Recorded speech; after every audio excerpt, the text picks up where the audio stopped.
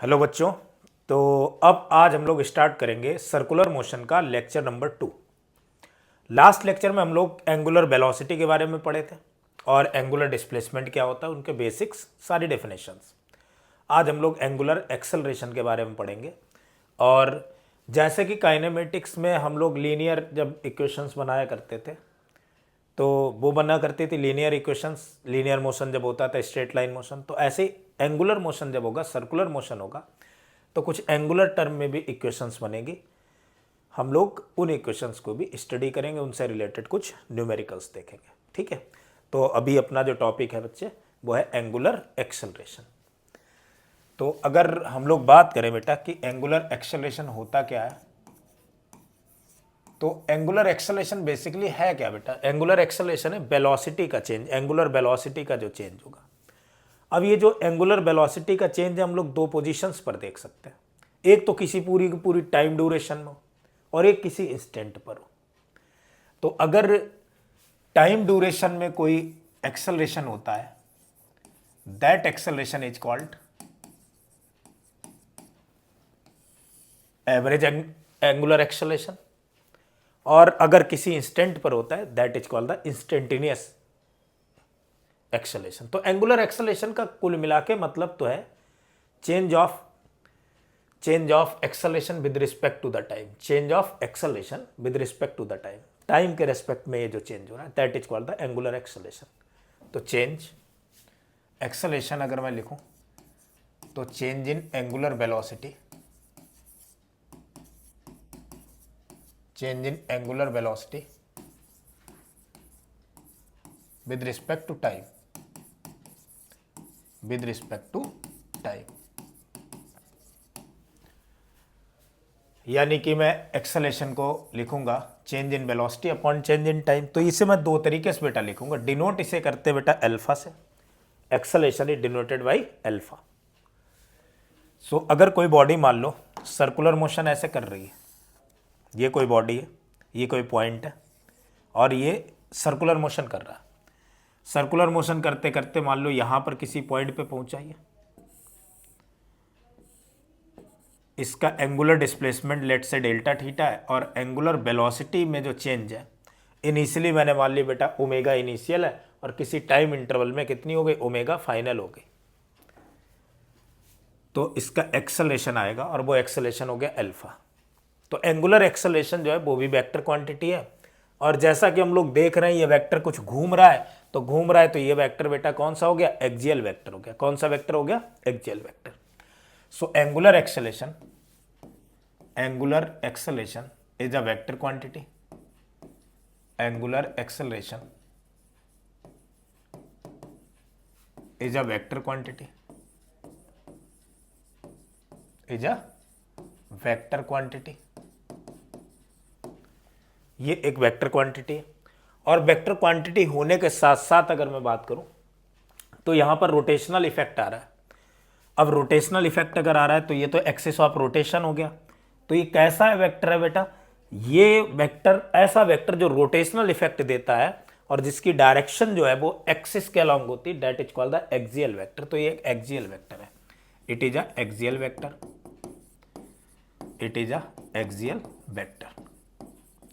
और क्या क्या है, मैं अगर डायरेक्शन की बात करूं तो बेटा एंगुलर डिस्प्लेसमेंट की डायरेक्शन देखी थी मैंने, इसमें अगर देखेंगे तो आउटवर्ड होगी और अगर कहीं और किसी पॉइंट पे देख लें तो कहीं ना कहीं इनवर्ड भी हो जाएगी।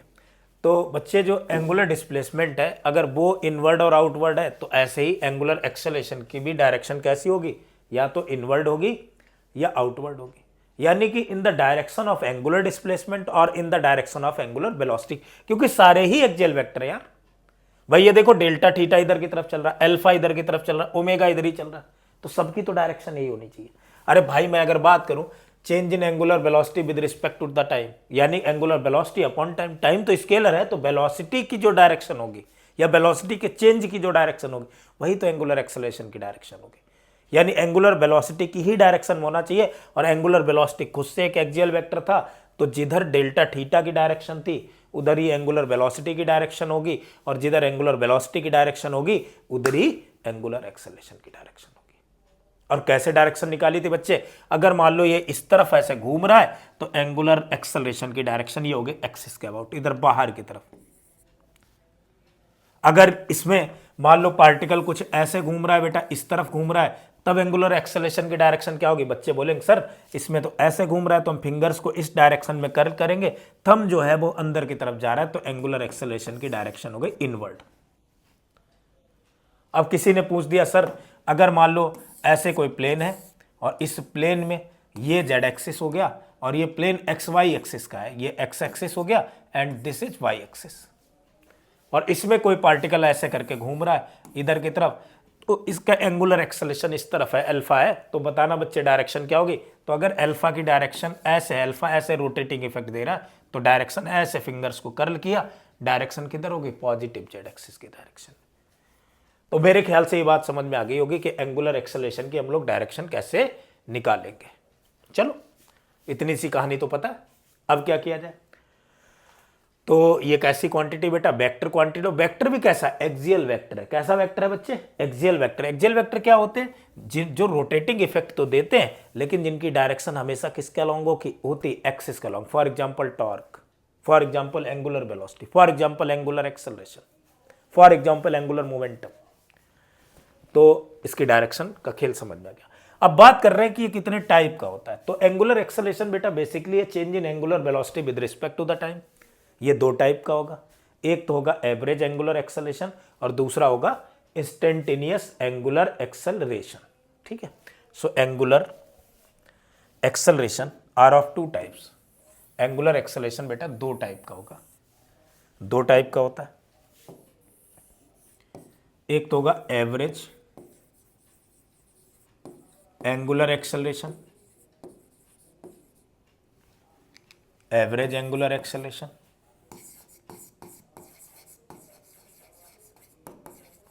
और दूसरा जो होगा वो बेटा होगा इंस्टेंटेनियस एंगुलर एक्सेलरेशन।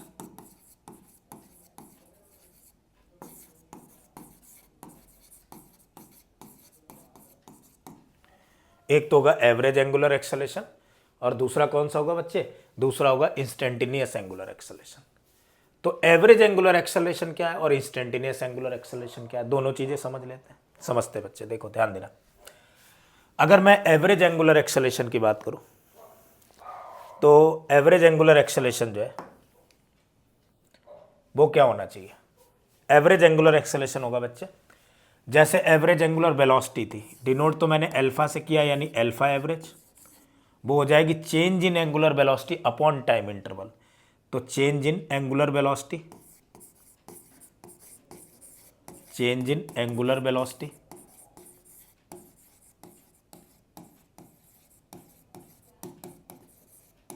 अपॉन में बेटा टाइम इंटरवल,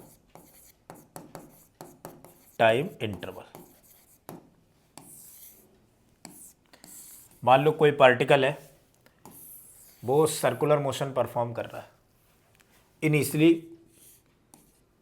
किसी टाइम t1 में इसकी एंगुलर वेलोसिटी बच्चे ओमेगा 1 है और किसी टाइम t2 पर एट एनी इंस्टेंट t2 इसकी एंगुलर वेलोसिटी लेट से हो गई ओमेगा 2। दो हो चुकी, एक है ओमेगा 1 और दूसरी क्या हो चुकी, ओमेगा 2। तो एंगुलर एक्सेलरेशन कितना होगा, एवरेज एंगुलर एक्सेलरेशन की अगर बात करेंगे तो एवरेज एंगुलर एक्सेलरेशन जो हो जाएगा चेंज इन एंगुलर वेलोसिटी यानी final angular velocity minus initial angular velocity. So final angular velocity is omega 2 minus initial क्या हो गए बच्चे omega 1 upon time interval. Time interval बेटा यहाँ से यहाँ तक का इंटरवल कितना लगेगा, बच्चे बोलेंगे सर ये तो डेल्टा टी है और इसकी वैल्यू तो t2 माइनस t1 होनी चाहिए, तो ये t2 माइनस t1 हो गया। तो एवरेज एंगुलर एक्सेलरेशन जो है वो क्या आ गया अपने पास में बच्चे, t2 minus t।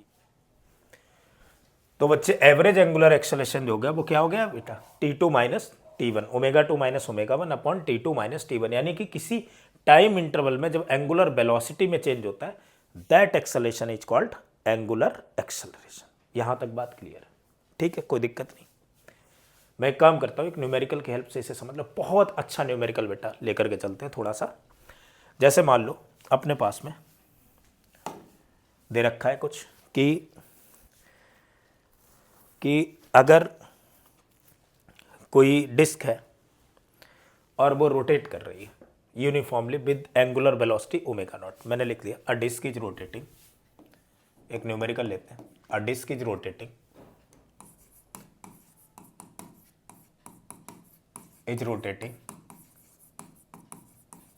with angular velocity omega naught initially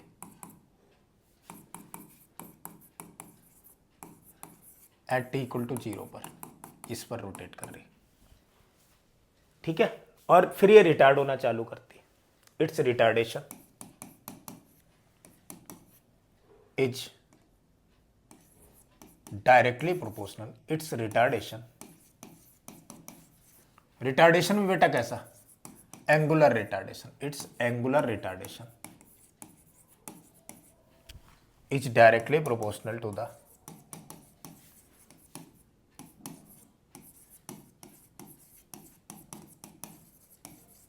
proportional to square root of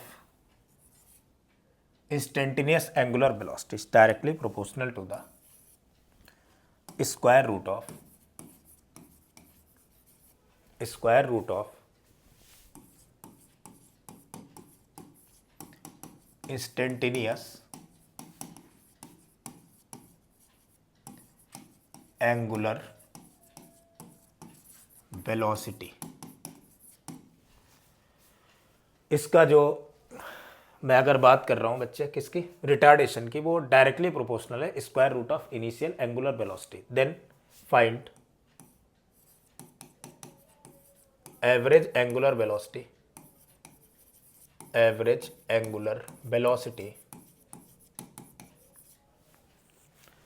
in time interval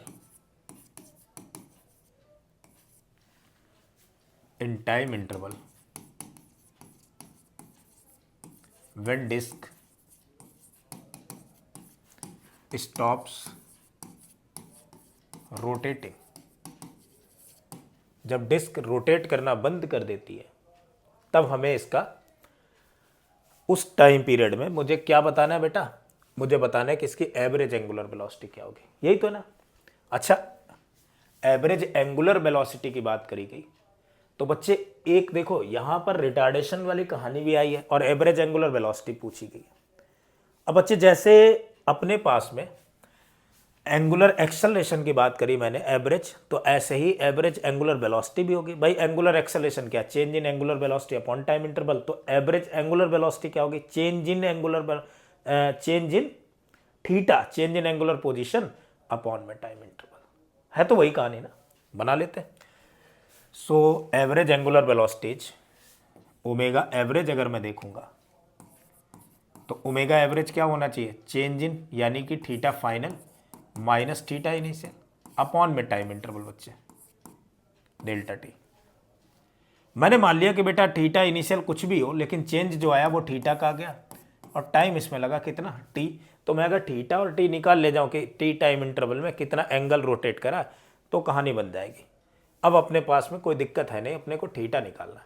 information कितनी है, बच्चा बोले कि सर इन्फॉर्मेशन तो पता है मुझे, वो सिर्फ इतनी है कि इसकी जो एंगुलर रिटार्डेशन है वो डायरेक्टली प्रोपोर्शनल है square root of instantaneous angular velocity के। यानी मैं अगर एंगुलर रिटार्डेशन की बात करूं तो एंगुलर रिटार्डेशन जो अल्फा है वो डायरेक्टली प्रोपोर्शनल है इंस्टेंटेनियस एंगुलर वेलोसिटी के। मैंने मान लिया किसी इंस्टेंट पर एंगुलर वेलोसिटी तो ओमेगा है, तो इसके डायरेक्टली प्रोपोर्शनल है, तो ये अल्फा की वैल्यू आ जाएगी के अंडर रूट ऑफ ओमेगा। बच्चे बोलेंगे बढ़िया बात है। भाई मैं बोलूंगा कि मुझे तो टाइम पीरियड कैलकुलेट करना है, निकाल ले जाएंगे। यानी एक बार मैं अल्फा को टी के टर्म में लिखूं और एक बार बच्चे मेरा मन कर रहा है कि मैं अल्फा को यानी एंगुलर वेलोसिटी एंगुलर एक्सेलरेशन को थीटा के टर्म में लिख दूं, तो मेरे पास टाइम और थीटा दोनों कैलकुलेट हो जाएंगे और अपना काम तो बन जाएगा। बढ़िया प्लान है। चलो, सो अल्फा को बेटा मैं एक बार टी के टर्म में अगर लिखूंगा तो यहां लिख दिया मैंने D omega over D T equal to K under root of omega. मैं अपने बच्चों से पूछना चाह रहा हूं क्या ये बात सही है। एक बच्चा बोले सर थोड़ा तो गलत है कुछ। भाई क्या गलत है, गलत तो यार ये है कि यहां पर मैंने बोला रिटार्डेशन हो रहा है, रिटार्डेशन हो रहा है तो वो इसके रेट को क्या करेगा, चेंज करेगा, यानी कम करेगा, डिक्रीज करेगा, तो मैं क्या लगा दूंगा यहां पर माइनस, यानी क्या होना चाहिए, माइनस का D omega over D T is equal to K under root of omega. So यहां से डी ओमेगा माइनस का D omega equal to K under root of omega times of D T, यही तो बना। अब अगर मैं इसे इंटीग्रेट कर दूं, लेकिन ऐसे तो हो नहीं सकता भाई, इंटीग्रेशन करने के लिए मुझे डिफरेंशियल फॉर्म बनानी पड़ती, इक्वेशंस को एक तरफ लाना पड़ेगा, तो मैंने लिख दिया इधर D omega upon root omega और इधर बन जाएगा अपना माइनस का के डी टी, इंटीग्रेट कर दो। भाई लिमिट कहाँ लगाओ, जब टी इक्वल टू जीरो है तब एंगुलर वेलोसिटी कितनी, बच्चा बोले सर एंगुलर वेलोसिटी तो ओमेगा नॉट है, और किसी इंस्टेंट टी पर कितनी है, बच्चा बोले सर किसी इंस्टेंट टी पर तो ये रुक गया, मैंने कहा टी टाइम इंटरवल के अंदर बताओ जब ये रुक जाए, तो मैंने कहा वो टाइम तो टी है जिसमें रुक चुका है। अब कोई बड़ी बात तो नहीं रह गई भाई, रूट ओमेगा का तो इंटीग्रेशन देखना है, रूट ओमेगा का इंटीग्रेशन बच्चे बड़ा आसान काम है, ओमेगा की पावर 1/2 होगा और पावर 1/2 का तो इंटीग्रेशन पावर में -1/2 को पावर में एक ऐड करेंगे और अपॉन में भी उतना ही कर देते, यानी क्या बनेगा भाई, ओमेगा की पावर 1/2 अपॉन में 1/2, ये इंटीग्रेशन आ गया, लिमिट ओमेगा नॉट से लेकर के 0 तक इक्वल टू माइनस के डी टी का इंटीग्रेशन बच्चे टी आ गया, लिमिट 0 से टी तक। और सॉल्व करेंगे थोड़ा सा, तो ये बन गई कहानी कहाँ तक बेटा, 2 तो ऊपर पहुँच जाएगा, अपर लिमिट यानी 0 minus lower limit under root of omega naught equal to minus का के, टी माइनस 0 की जगह टी लिखेंगे, माइनस से मैंने माइनस टर्म को उड़ा दिया, तो टी की वैल्यू तो आ गई 2 under root of omega naught upon में के, ये बन गया टाइम पीरियड। अच्छा इस टाइम के बाद क्या काम करना है, बच्चे बोलेंगे सर इस टाइम के बाद एक काम और कर लो, मैं बोलूँगा भाई बताओ क्या, सर एक काम करो थीटा और निकाल लो, अगर टी निकाले, अरे थीटा निकालना कोई बड़ी बात तो है नहीं, क्या D omega over D T है जो माइनस का लिखा है, क्या मैं इस टर्म को, इस वाले टर्म को मैं एक तरीके से और लिख सकता हूँ, मैं इस टर्म को लिख सकता हूँ माइनस का D omega over D theta into D theta over D T, किसी को कोई प्रॉब्लम तो होनी नहीं चाहिए भाई, नहीं होनी चाहिए ना, मैंने डी थीटा का मल्टीप्लाई डिवाइड ऐसे लिख सकता हूँ इस चीज़ को, equal to 2 under root of omega naught upon में के। क्या ये पता है D omega D theta over D T क्या होता है, बच्चा बोले बिल्कुल सर पता है, ये तो ओमेगा की इक्वल होती थी, ये वैल्यू हो गई अपने पास में ओमेगा डी ओमेगा,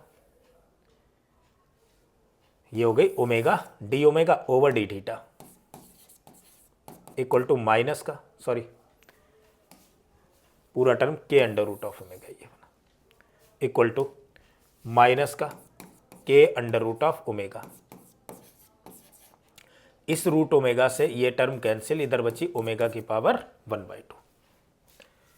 मैं इस डी थीटा को इस तरफ ले जाऊंगा, और अगर डी थीटा को इस तरफ ले गया बच्चे तो क्या कहानी बनी, डी थीटा को इस तरफ ले जाने पर टर्म तो कुछ ऐसा बन गया,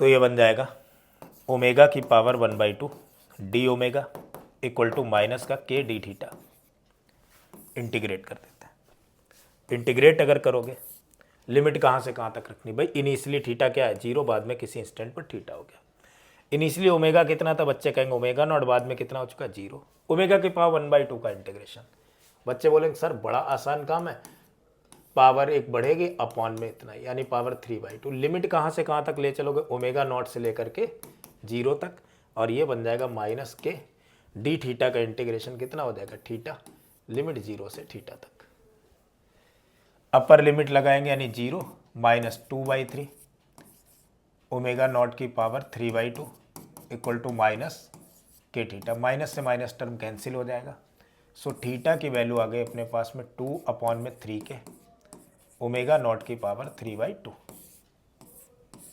अब क्या काम करना है, अब यार मुझे निकालनी है average angular velocity, so average angular velocity यानी ओमेगा एवरेज, मैंने बताया था क्या होना चाहिए थीटा अपॉन में टी, यार मेरे पास थीटा भी और टी भी है, तो थीटा कितना आया 2 अपॉन में 3 के टाइम्स ऑफ ओमेगा नॉट की पावर 3/2 अपॉन टी की वैल्यू आ गई है 2 ओमेगा की पावर 1/2 अपॉन में के, मैंने तो के से के को उड़ा दिया, यार एक काम और कर सकते, 2 से 2 को उड़ा सकते, ओमेगा की पावर 1/2 से 3/2 कैंसिल किया, कितनी बची, केवल ओमेगा नॉट। तो एवरेज एंगुलर वेलोसिटी मेरे बच्चे चीख चीख के चिल्लाएंगे कि सर ये तो ओमेगा नॉट बाई 3 आ गई। तो ये मेरे बच्चों कहानी कुछ ना कुछ समझ में आ चुकी होगी, बिल्कुल क्लियर है, ठीक है। अब आगे बढ़ते बेटा। तो आगे मैं, ये तो एवरेज एंगुलर एक्सेलेरेशन था, अब मैं बात कर रहा हूँ इंस्टेंटेनियस एंगुलर एक्सेलेरेशन की। दो तरीके के एक्सेलेरेशन थे, तो next is instantaneous angular acceleration. Instantaneous angular acceleration क्या है बच्चे? इंस्टेंटेनियस एंगुलर एक्सेलरेशन, भाई देखो इंस्टेंटेनियस एंगुलर एक्सेलरेशन की अगर हम लोग बात करेंगे तो इसे अल्फा इंस्टेंटेनियस मैंने लिख लिया, और ये किसके इक्वल होना चाहिए, ये होगा rate of change of angular velocity, यानी alpha equal to d omega over D t. इस टर्म को अभी मैंने बोला था कि एक तरीके से और लिख सकते हैं, तो अल्फा इंस्टेंटेनियस को एक तरीके से और अगर लिखना चाहो, D omega over D T की जगह यहां डी थीटा लिखा,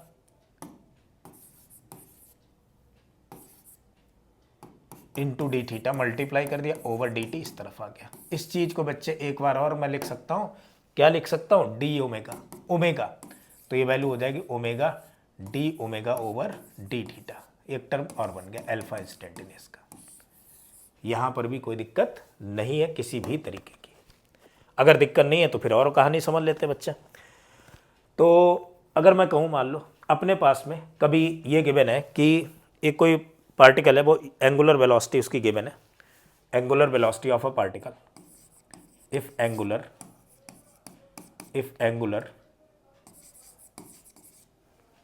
velocity of a particle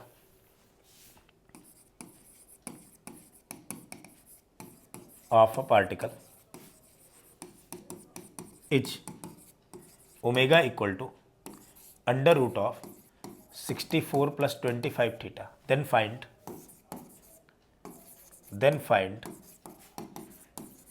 its angular acceleration,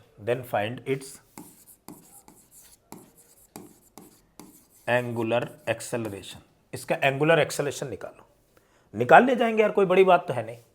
angular velocity given है कितनी है, omega equal to under root of 64 plus 25 theta, angular acceleration निकालना। यार एंगुलर एक्सेलरेशन जब एंगुलर वेलोसिटी थीटा के टर्म में लिखिए तो काश मैं एंगुलर एक्सेलरेशन को थीटा के टर्म में लिख पाता और डिफरेंशियल इक्वेशन सॉल्व कर देता। यार कोई बड़ी बात नहीं है बच्चे, छोटी सी कहानी है। क्या काम करेंगे, मैं एक काम करूंगा, इसी एंगुलर वेलोसिटी को जो है मैं लिखूंगा बेटा ओमेगा, अल्फा अगर मुझे लिखना है तो अल्फा को क्या मैं omega D omega over D theta लिख सकता हूं। बच्चे बोलेंगे सर बिल्कुल लिख सकते हो, क्यों नहीं लिखोगे आप, लिख दूंगा यार। So alpha equal to omega D omega over D theta, यानी इसका डिफरेंशिएशन। तो बच्चे इसका डिफरेंशिएशन क्या होगा, एक बच्चा बोले सर इसका डिफरेंशिएशन तो आसान है, इस पूरे को थीटा माना और पावर सामने आ जाएगी, यानी 1/2 और पावर से एक कम, यानी 64 प्लस 25 थीटा की पावर -1/2, और जिसे थीटा माना है उसका अगेन। तो अगेन अगर इसका करेंगे हम लोग इंटीग्रेशन, वो डिफरेंशिएशन, तो ये क्या बन जाएगा बच्चे, भाई 25 थीटा के रेस्पेक्ट में करेंगे, भाई थीटा के रेस्पेक्ट में ही तो कर रहा हूँ, थीटा के रेस्पेक्ट में क्या हो गया 1, तो ये वाला टर्म बन गया। यानी मैं यहाँ पर लिख सकता हूँ omega D omega over D theta की जगह 1/2 पावर -1/2, यानी अपॉन में पहुँचेगा पावर 1/2, तो अपॉन में रूट हो जाएगा under root of 64 plus 25 theta into 25। मैं बच्चे ओमेगा की वैल्यू लिखना चाह रहा हूँ, तो ओमेगा तो अपने पास में under root of 64 plus 25 theta into 1/2 into 25 divide by under root of 64 plus 25 theta. ये टर्म और ये टर्म क्या हो गया, कैंसिल। सो एंगुलर एक्सेलरेशन आ गया बच्चे 25/2, that is equal to the 12.5 radian per second square. Angular acceleration भी मिल गया मुझे। अब क्या किया जाए, देखो इंस्टेंटेनियस एक्सेलरेशन है, एंगुलर एक्सेलरेशन है, अब क्या किया जाए, निकाल लेते हैं यार, कोई दिक्कत नहीं, निकालते हैं। तो भाई अब अपन लोग इक्वेशंस भी देख सकते हैं। तो किसी बच्चे के दिमाग में आया कि क्या सर हम लोग इक्वेशंस बना सकते हैं? हमने बिल्कुल भाई बना सकते हो, इक्वेशन ऑफ मोशन जैसे बनी थी वैसे इसकी भी इक्वेशंस बन सकती है। और क्या क्या बननी चाहिए? तो अब मैं देखूं, अगर मैं एंगुलर इंस्टेंटेनियस एंगुलर एक्सेलरेशन की डेफिनेशन देखूं तो वो अपने पास में है क्या? Rate of change of angular velocity यानी d omega over D t. मैंने मान ली कोई पार्टिकल अगर मान लो सर्कुलर मोशन कर रहा है, तो सर्कुलर मोशन करते करते किसी इंस्टेंट t इक्वल टू 0 पर मैंने मान ली इनिशियली उसकी एंगुलर वेलोसिटी जो है लेट कर रहा हूं ये ओमेगा नॉट है, और किसी टाइम t पर इसकी एंगुलर वेलोसिटी चेंज हो गई, वो हो गई ओमेगा। तो एंगुलर वेलोसिटी अगर बड़ी है तो किसी एक्सेलरेशन से ही बड़ी होगी, और वही जो एक्सेलरेशन है एंगुलर एक्सेलरेशन वो D omega over D T, rate of change of angular velocity. Sir क्या मैं इसे और सॉल्व कर सकता हूं? मैंने कहा ये एंगुलर एक्सेलरेशन जो वो यूनिफॉर्म है, वो कांस्टेंट है, तो अगर ये कांस्टेंट है तो dt को मैं इस तरफ लिए जाता हूं, तो अल्फा इंटू डी टी इसकी वैल्यू हो गई बच्चे डी ओमेगा। मैंने इंटीग्रेट कर दिया, चूंकि अल्फा कांस्टेंट है तो सामने आ जाएगा इंटीग्रेशन ऑफ डी टी और इधर इंटीग्रेशन ऑफ डी ओमेगा। मैंने डी ओमेगा की जगह बच्चे इनिशियली टी इक्वल टू 0 पर ये एंगुलर वेलोसिटी कहाँ है? ओमेगा नॉट, यानी लिमिट में चेक कर रहा हूँ किसी इंस्टेंट टी पर इसकी वैल्यू ओमेगा हो गई। मैंने लिमिट लगा दी भाई, इंटीग्रेट कर देता हूँ तो अल्फा डी टी का इंटीग्रेशन बच्चे क्या आ जाएगा? टी लिमिट 0 से टी तक, और डी ओमेगा का तो इंटीग्रेशन बेटा कितना आ जाएगा? ओमेगा लिमिट ओमेगा नॉट से ओमेगा तक। अल्फा अपर लिमिट यानी T minus lower limit 0 equal to omega minus omega naught. इसे सॉल्व करेंगे बच्चे तो क्या बन जाएगा? Omega equal to omega naught plus alpha T. ये फर्स्ट इक्वेशन हो गई अपनी। सेकेंड इक्वेशन भी आई थी काइनेमेटिक्स की, मैं सेकेंड इक्वेशन भी प्रूव करे ले रहा हूं। अच्छा बच्चे सेकेंड इक्वेशन क्या आएगी? तो बच्चा बोले सर सेकेंड इक्वेशन, एक काम करते हैं, सेकेंड इक्वेशन को हम लोग एंगुलर इंस्टेंटेनियस एंगुलर वेलोसिटी के डेफिनेशन से देखते हैं। तो इंस्टेंटेनियस एंगुलर वेलोसिटी बच्चे क्या होती थी? बच्चा बोले सर ये तो change in angular displacement upon time थी इंस्टेंटेनियस एंगुलर वेलोसिटी। ठीक है, अच्छी बात है। ये ओमेगा है क्या यार? ओमेगा तो इंस्टेंटेनियस एंगुलर वेलोसिटी है, किसी इंस्टेंट पर है, किसी टाइम पर है, तो वो अगर यूनिफॉर्म एंगुलर एक्सेलरेशन लग रहा है, यूनिफॉर्म मोशन हो रहा है, तो क्लियर सी बात है, जाहिर सी बात है कि ये एंगुलर वेलोसिटी क्या हो रही होगी बच्चे? ये तो चेंज हो रही होगी, और अगर ये चेंज हो रही होगी तो ये तो वेरिएबल है, यानी टाइम के टर्म में ये चेंज हो रही है। टाइम का फंक्शन है तो कांस्टेंट तो नहीं है। अगर मैं इसका इंटीग्रेशन करूंगा तो मैं डायरेक्ट ओमेगा को कांस्टेंट नहीं मान सकता, मुझे ओमेगा को तो टी के टर्म में लिखना ही पड़ेगा। मैंने इंटीग्रेट कर दिया, इनिशियली मैंने माना यहां पर इसकी angular position theta equal to 0 है, और बाद में किसी इंस्टेंट पर इसकी एंगुलर पोजीशन कितनी होगी? टी इंस्टेंट पर थीटा हो चुकी है। तो अगर इसे इंटीग्रेट करेंगे तो बच्चे ओमेगा की वैल्यू चाहिए होगी, और omega as a function of time अगर मैं देखूंगा तो वो क्या बन गया? Omega naught plus alpha t. तो as a function of time बेटा मैंने ओमेगा को लिख लिया omega naught plus alpha t D t, और ये हो गया डी थीटा। लिमिट बेटा 0 से थीटा तक, और इसकी लिमिट कहां तक होनी चाहिए? इसकी limit time T equal to 0 से टाइम टी तक। कैलकुलेट करेंगे तो ये आ जाएगा 0 से T omega naught D T plus 0 से टी, अल्फा कांस्टेंट है भाई, अल्फा कांस्टेंट है, यूनिफॉर्म एंगुलर एक्सेलरेशन के लिए इक्वेशन बना रहा हूं मैं, T D T equal to D theta का बच्चे इंटीग्रेशन आ गया थीटा लिमिट 0 से थीटा तक। तो अपर लिमिट यानी थीटा माइनस लोअर लिमिट 0, इसको इंटीग्रेट करेंगे बेटा। Omega naught initial angular velocity तो कांस्टेंट है, अगर 2 है तो 2 रहेगी, 5 है तो 5 रहेगी, तो ओमेगा नॉट है तो ओमेगा नॉट रहेगी। बच्चे dt का इंटीग्रेशन क्या होता? बहुत आराम से बच्चा बोलेगा कि इसका इंटीग्रेशन तो t हो गया, अल्फा टी dt का कितना होगा? बच्चे बोलेंगे सर ये तो t²/2 हो जाएगा। लिमिट भी अगर कैलकुलेट करेंगे तो लास्ट में अपने पास में रिजल्ट कितना बना बच्चे? Omega naught t plus half alpha into t²। ये आ गया। एक बच्चा बोलेगा सर इतनी कहानी तो हम लोगों ने कर ली, क्या मैं थर्ड इक्वेशन भी प्रूव कर सकता हूँ? हाँ बालक, बिल्कुल थर्ड इक्वेशन प्रूव कर सकते हो, कोई बड़ी बात तो नहीं है, निकाल करके देख लेते हैं। तो अगेन थर्ड इक्वेशन देखते हैं। तो नेक्स्ट इज थर्ड इक्वेशन। अब मुझे यह पता है कि अल्फा बेटा होता है D omega over D T, तो क्या मैं इस टर्म को अगेन फिर से बताने जा रहा हूं बेटा, डी थीटा से मल्टीप्लाई करूं और डी थीटा से डिवाइड कर दूं, क्या लिख सकता हूं? बच्चा बोले बिल्कुल सर, जो मर्जी करे वो लिखो, आपकी सरकार है। लिख देते बच्चे, D theta over D T क्या होगा बच्चे, वो तो ओमेगा हो जाएगा, तो ये बन गया D omega, omega D omega over D theta. कोई दिक्कत नहीं, इंटीग्रेट कर देते हैं। So alpha D theta integration omega D omega integration. भैया लिमिट देखना जरा, जब थीटा 0 है तब एंगुलर इनिशियल एंगुलर वेलोसिटी क्या है, ओमेगा नॉट। किसी इंस्टेंट थीटा पर ये किसी टाइम एंगुलर डिस्प्लेसमेंट या एंगुलर पोजीशन थीटा पर ये वैल्यू कितनी हो चुकी है बच्चे, ये तो हो चुकी ओमेगा। तो डी थीटा का इंटीग्रेशन बच्चे मुझे पता है, और वो क्या होता है, थीटा माइनस 0 कर दिया, ऐसे ओमेगा का हो जाएगा ओमेगा स्क्वायर बाई 2। लिमिट मैंने लगा दी ओमेगा नॉट से लेकर के ओमेगा तक। कैलकुलेट करेंगे तो ये बन गया alpha theta equal to upper limit यानी omega square by 2 minus lower limit means omega naught square by 2। बच्चे सॉल्व करने की अगर कोशिश करेंगे तो बन जाएगा alpha theta equal to omega square minus omega naught square upon में 2 का इधर मल्टीप्लाई करेंगे तो ये टर्म बन जाएगा 2 alpha theta equal to omega square minus omega naught square. Then omega square की वैल्यू आ गई omega naught square plus 2 alpha theta. ये बन गई बच्चे थर्ड इक्वेशन। ले भाई थर्ड इक्वेशन भी आ गई। अच्छा, इसी के तरीके से अगर मैं कहूं मुझे सर दूसरी भी इक्वेशंस प्रूव करनी है, तो प्रूव नहीं करेंगे बेटा, अब मैं डायरेक्ट लिख लूंगा कि ओमेगा एवरेज की वैल्यू भी कभी आया करती थी अपनी जिंदगी में। भाई जैसे ही वी एवरेज की वैल्यू आती थी यूनिफॉर्म सर्कुलर मोशन में, वो यूनिफॉर्म एक्सेलेरेशन में u प्लस बी बाई 2, तो ओमेगा एवरेज की वैल्यू भी आ जाएगी omega plus omega naught by 2।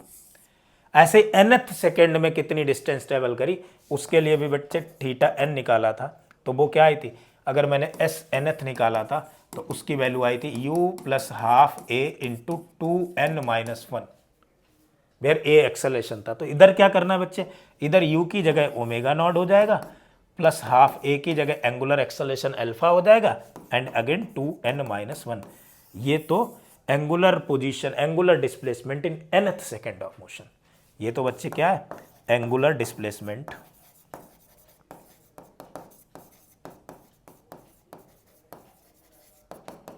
In nth second. मेरे ख्याल से ये सारी कहानी क्लियर हो गई है बच्चे। ये मैं दोबारा डेरिवेशन करा रहा हूं क्योंकि इससे पहले हम लोग मोशन इन स्ट्रेट लाइन में सारे डेरिवेशन कर चुके, तो बड़ी दिक्कत कोई नहीं होनी चाहिए। चलो इनसे रिलेटेड बालक कुछ न्यूमेरिकल लगा लेते हैं, ठीक है। देखते हैं, मान लो अपने पास में कोई डिस्क है और डिस्क जो है वो initially angular velocity omega naught, कोई इनिशियल इसकी एंगुलर वेलोसिटी ओमेगा नॉट है, तो initial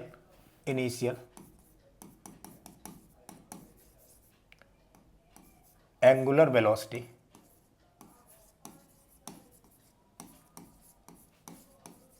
of disc is 100 radian per second. फिर रिटार्डेशन होने लगा, ऐसे घूम रही है। If there is a uniform retardation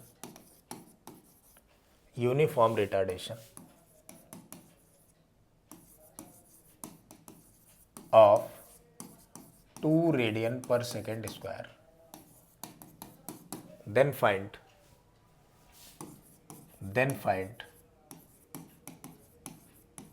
time taken by the disk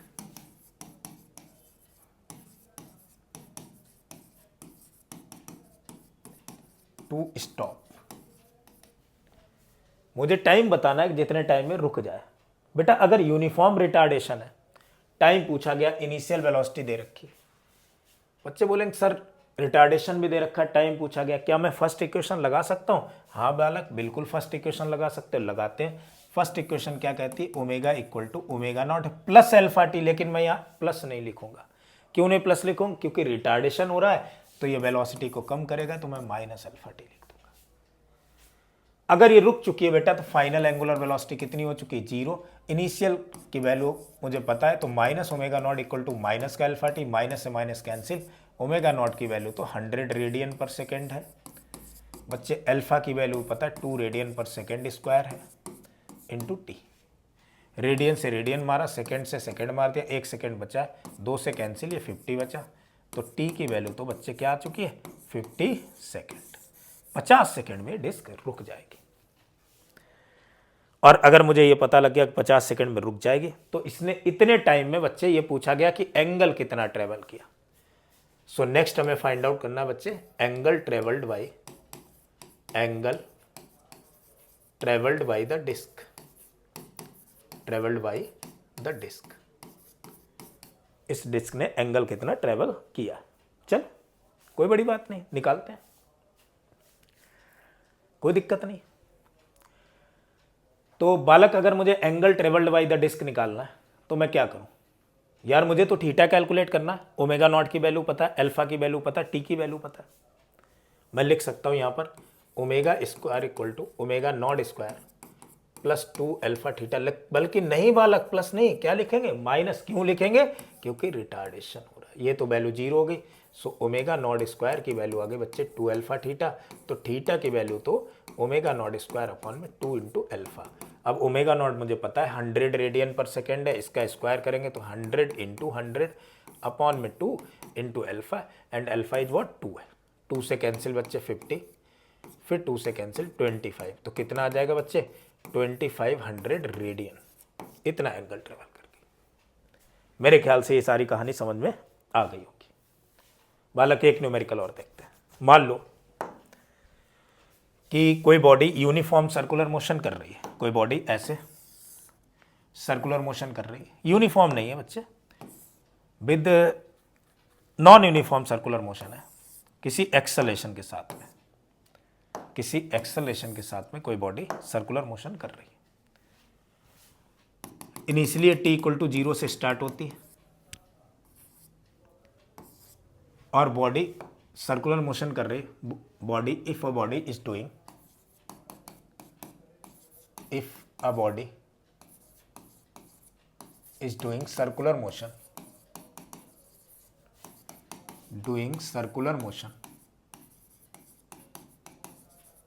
in circular motion with constant acceleration from rest, यानी कि इनिशियल एंगुलर वेलोसिटी अगर की बात करूं मैं तो वो कितनी है बच्चे 0 है। If θ1 is angular displacement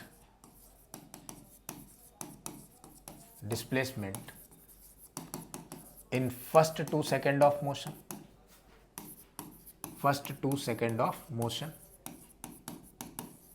and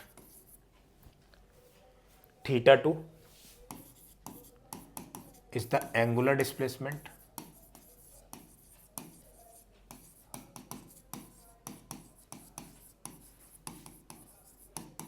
in next 2 second of motion.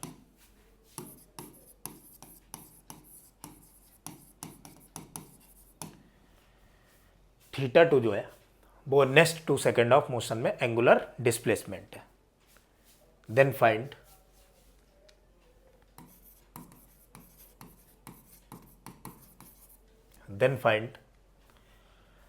तो अब मुझे फाइंड आउट करना है बच्चे, इसमें क्या मुझे फाइंड आउट करना, रिलेशन बिटवीन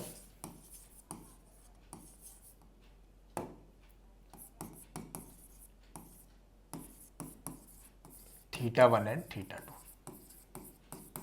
अच्छी बात है, बढ़िया क्वेश्चन। क्या काम कर सकते हैं बालक, प्लान अपने पास में ये है, समझो जरा कहानी ये है कि initial angular velocity omega not जो है वो 0 है।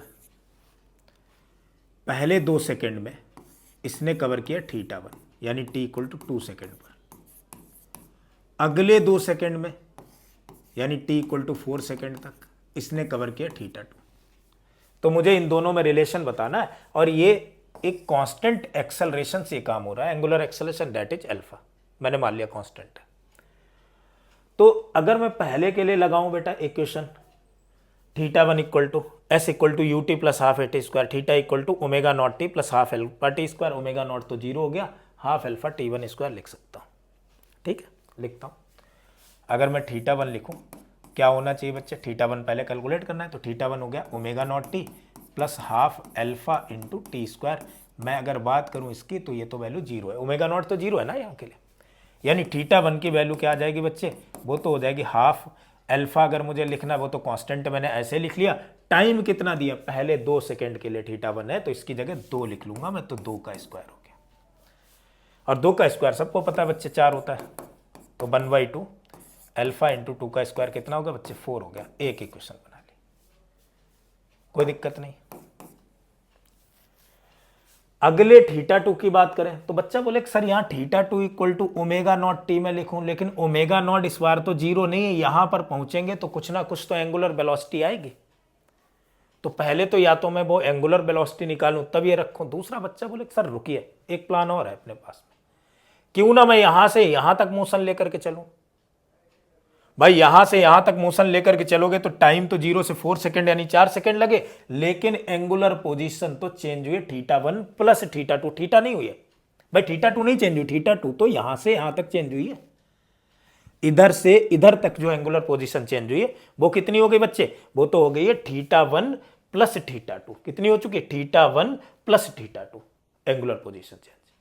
तो मैं चेंज इन एंगुलर पोजीशन अगर यहां पर देखूंगा बालक, तो वो क्या हो जाएगी अपने पास में, मैं इधर से ही मोशन स्टार्ट करता हूं। जनरली ऐसे क्वेश्चंस में मैंने काइनेमेटिक्स में भी बताया था कि जहां पर एंगुलर वेलोसिटी, जहां पर लीनियर वेलोसिटी गिवन हो इनिशियल वेलोसिटी, वहां से क्वेश्चन स्टार्ट करो। और अगर इनिशियल वेलोसिटी जीरो है तो फिर सोने पर सुहागा है, तो काम बन जाएगा भाई।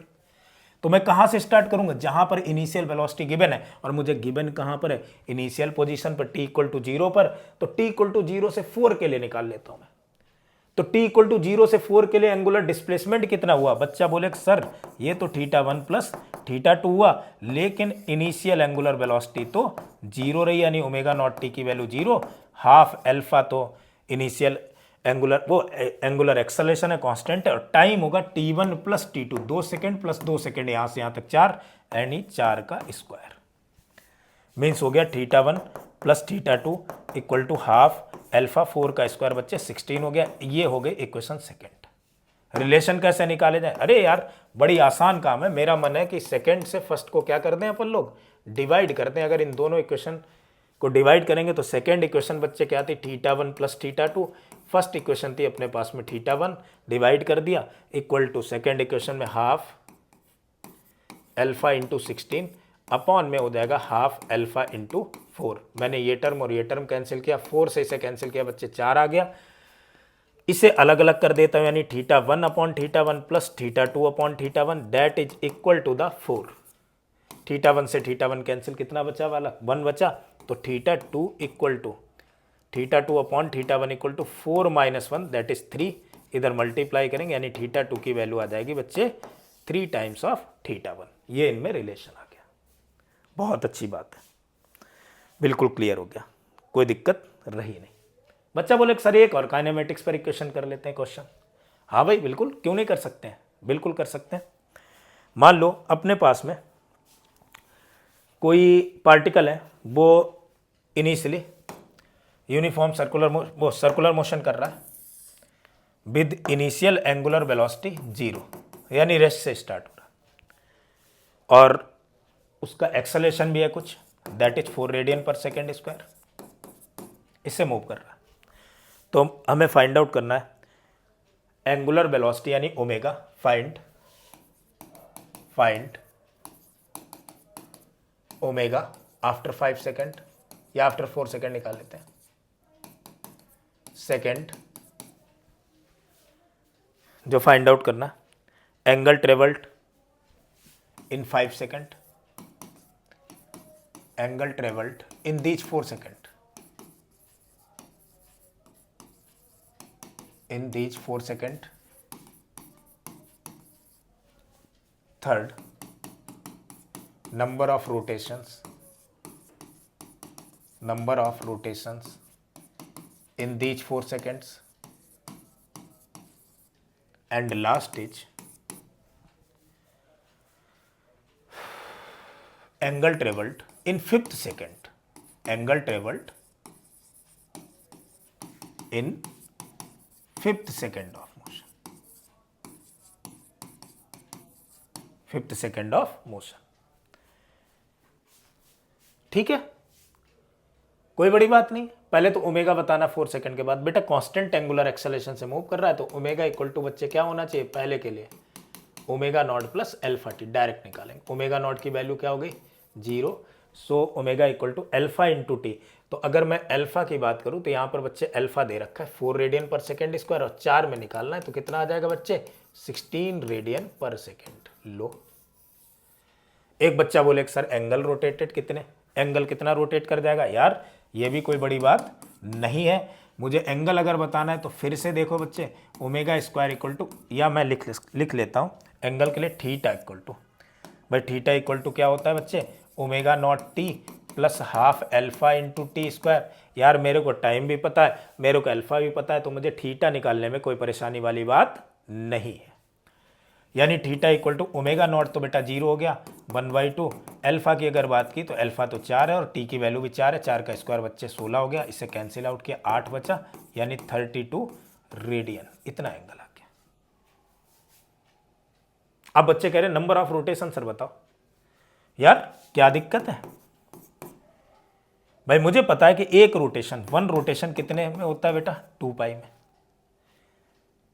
तो एक रोटेशन में एंगल ट्रेवल्ड कितना होता है 2 पाई, तो n रोटेशन में कितना होगा 2 पाई इंटू एन, और मैंने मान लिया कि n रोटेशन हुए थीटा एंगल घूमने में, तो 2 पाई n इक्वल टू क्या लिखेंगे बेटा, यही थीटा, n की वैल्यू क्या हो जाएगी थीटा अपॉन 2 पाई।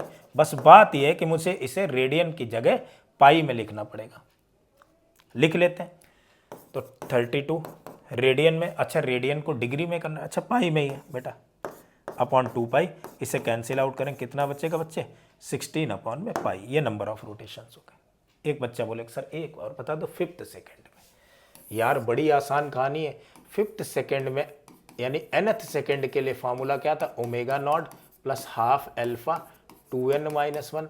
ओमेगा नॉट तो 0 है, nth सेकेंड के लिए इतना था, तो फिफ्थ सेकेंड के लिए n की वैल्यू क्या होनी चाहिए बच्चे, फिफ्थ सेकेंड के लिए तो n की वैल्यू 5 हो जाएगी। तो मैं यहाँ लिखूंगा 1/2, अल्फा की जगह 4, 2 इंटू 5 -1, कैंसिल आउट किया ये 2 हो गया, तो 2 इंटू 5 हो गया 10 -1 यानी 9, तो 2 into 9 that is equal to 18 radian. मेरे ख्याल से सारी कहानी क्लियर हो गई। तो बच्चे आज हम लोगों ने यूनिफॉर्म और नॉन यूनिफॉर्म केसेस में इसकी काइनेमेटिक्स सीखी। पिछले लेक्चर में भी कुछ डेफिनेशंस और काइनेमेटिक्स के टर्म किए थे, अभी इस लेक्चर में अब एक टर्म और काइनेमेटिक्स का बचा हुआ है, वो है बेटा रिलेटिव एंगुलर वेलोसिटी। यानी रिलेटिव मोशन जब होगा, सर्कुलर मोशन जब रिलेटिव होगा, तब किस तरीके से काइनेमेटिक्स लगेगी वो भी अपन लोग देख लेंगे, और उसके बाद अपन लोग सर्कुलर मोशन की डायनेमिक्स स्टार्ट करेंगे।